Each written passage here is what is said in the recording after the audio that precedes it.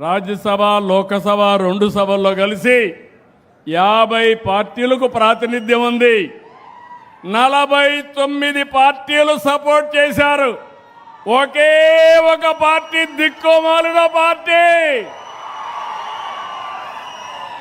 ఏ party అది? ఏ party అది? అంటే ఈ రాష్ట్రానికి ద్రోహం చేయడం అవునా కాదా అని అడుగుతున్నాం మిమ్మల్ని. అవును అంటే గట్టిగా చెప్పండి, కూడా చెప్పండి ఇది ద్రోహం అని. అది అయితే మొన్న మాట్లాడుతూ మ్యావిగన్ అంట. ఏమి పిచ్చో నాకైతే అర్థం కావడంలా.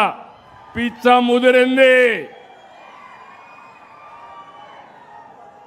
అంటే అమరావతి పేరు చెప్పలేకపోతే ఇంట్లో పడుకోవచ్చు, కానీ దేవతల రాజధాని ఎవడైనా ఆ పేరు 10 సార్లు చెప్తే మీకు కూడా పుణ్యం వస్తుంది.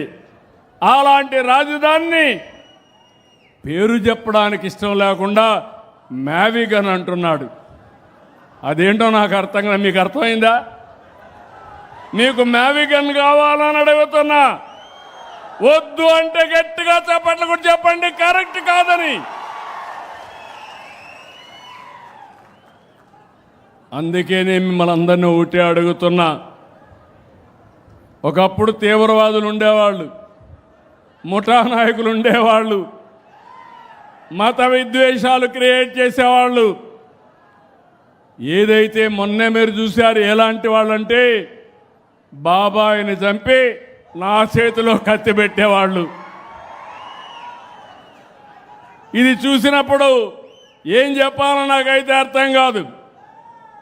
ఇప్పుడు అమరావతి బాగా పనులు అవుతా ఉంటే, ఊపందుకుంటే, రాష్ట్రంలో అభివృద్ధి అవుతా ఉంటే చూసి సహించలేక ఫ్రస్ట్రేషన్లో అవినీతి జరిగిందని మాట్లాడతాడు.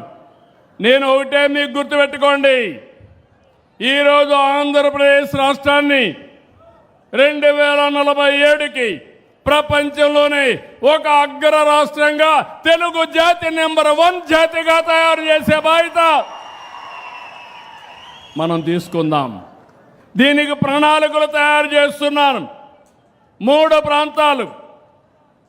ఒకటి విశాఖపట్నం కేంద్రంగా వెస్ట్ గోదావరి వరకు, అమరావతి కేంద్రంగా ప్రకాశం వరకు, అదే మరిగా తిరుపతి కేంద్రంగా రాయలసీమ ప్రాంతం అంతా అభివృద్ధి చేస్తాం. 3 మెగా సిటీలు వస్తాయి. రాయలసీమ ఎక్కడికక్కడ గ్రీన్ ఎనర్జీ హబ్గా తయారవుతుంది, హార్టికల్చర్ హబ్గా తయారవుతుంది. నాలెడ్జ్ ఎకానమీకి చిరునామా మన రాయలసీమని మరొకసారి విజ్ఞప్తి చేస్తున్నా. ఓర్వకల్లో డ్రోన్ సిటీ వస్తుంది, తిరుపతిలో స్పేస్ సిటీ వస్తుంది, అనంతపురంలో ఎలక్ట్రానిక్ సిటీ వస్తుంది, ఏరోస్పేస్ సిటీ కూడా వస్తుంది.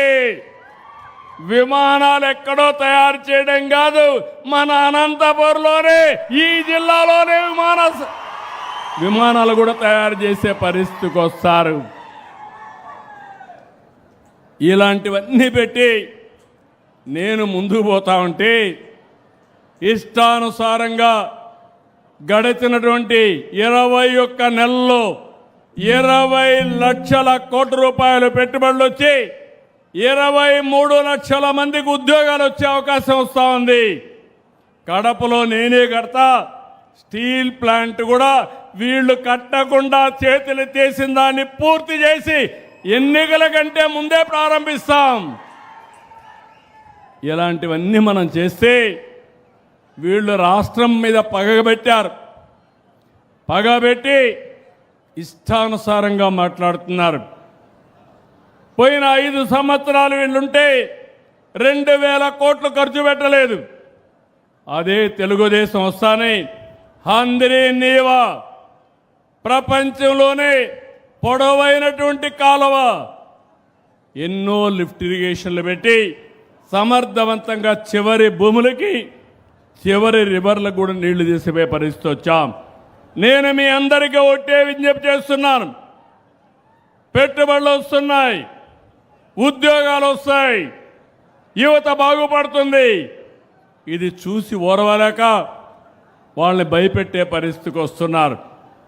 అమరావతి వస్తుంది, విశాఖపట్నం అభివృద్ధి అవుతుంది, తిరుపతి అభివృద్ధి అవుతుంది, ప్రతి జిల్లా అభివృద్ధి అవుతుంది. ఇది నా భరోసా.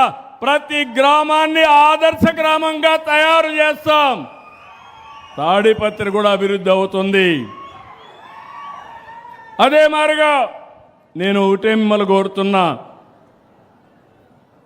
మనకు సేఫ్టీ కావాలి, మన ఆస్తులకు రక్షణ కావాలి, మన ఆడబిడ్డలు స్వేచ్ఛగా తిరగాలి. అవునా కాదా?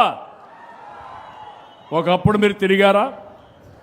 1924 బయట వచ్చారా? మీరు వచ్చారా అని మిమ్మల్ని అడుగుతున్నా. ఈరోజు నేను గ్యారంటీ ఇస్తున్నా, మా ఆడబిడ్డల జోలుకి ఎవరైనా వస్తే అదే చివరి రోజు మీకు. ఖబర్దార్, జాగ్రత్తగా ఉండండి. రెండోది, మీరు స్వేచ్ఛగా తిరగడానికి మీ ఆస్తులు కానీ మీ ప్రాణాలు కానీ కాపాడే బాధ్యత ఈ ప్రభుత్వానిదని చెప్పి కూడా నేను మీకు తెలియజేస్తున్నా. అలాంటి ఉంటే ఈరోజు నేరాలు ఘోరాలు చేసి తప్పించుకోవచ్చని నా మీద నేరం వేసే పరిస్థితికి వస్తున్నారు. నేను ఎప్పుడూ ఘోరాలు చేయను, నేరాలు చేయను, హత్యలు చేయను. హత్యలు చేసే వాళ్ళని మాత్రం ఏం చేయాలి? ఏం చేయాలి? అందుకే తమ్ముళ్ళు, ఆడబిడ్డలు మీరు గుర్తుపెట్టుకోవాలి. నేను తీవ్రవాదుల పైన పోరాడాను. 30 ఏళ్లకు మునిపే పోరాడాను. ఆ రోజు పోరాడితే 2003లో వెంకటేశ్వర స్వామికి నేను పట్టు వస్త్రాలు సమర్పించడానికి పోతా ఉంటే 23 క్లేమోర్ మైన్స్ నా మీద బ్లాస్ట్ చేస్తే దానికే భయపడకుండా మీ ఆస్తులు మీ ప్రాణాలు కాపాడడానికి పూర్తిగా పనిచేస్తున్నా. అలాంటప్పుడు ఇవన్నీ కూడా నేను భయపడే పరిస్థితి రాదు. దేవాలయాలపైన దాడులు చేస్తారు, ఇదేంటని అడిగితే ఎదురు దాడి చేస్తారు. ఇదెక్కడ నీచమైన సంస్కృతిని అడుగుతున్నా. దేవాలయాలపైన ఇప్పుడు తిరుపతి పోయారు మీరు నిన్న మొన్న, ప్రసాదాలు బాగున్నాయా లేదా అని మిమ్మల్ని అడుగుతున్నా. దర్శనాలు బాగున్నాయా లేదని అడుగుతున్నా. బాగున్నాయంటే గట్టిగా చేపట్లు కూడా చెప్పండి బాగున్నాయని. ఆ రోజు ఎందుకు బాగలేవు చెప్పాలిగా సమాధానం. వీళ్ళు ఆ రోజు కావాలని కుట్రపూరితంగా దేవుని ప్రసాదం ఎక్కడికక్కడ కల్తీ నెయ్యితో తయారు చేసి దేవునికి కూడా ప్రతిష్ట పాలు తెచ్చే పరిస్థితికి వచ్చారు. ఇది చాలా దుర్మార్గం అని మీకు తెలియజేస్తున్నా. నేను వెంకటేశ్వర స్వామి భక్తుణ్ణి. ఆ వెంకటేశ్వర స్వామి నాకు ప్రాణభిక్ష పెట్టాడు. ఇది నాకు పునర్జన్మ తప్ప ఇంకోటి కాదు. నేను చాలా స్పష్టంగా అందరూ చెప్తున్నా, వెంకటేశ్వర స్వామికి అప్రతిష్ట పాలు తెచ్చే పరిస్థితి రానియను. ఎవరైనా చేసినా వదిలిపెట్టనని మరొక్కసారి మీ అందరికీ తెలియజేస్తున్నా.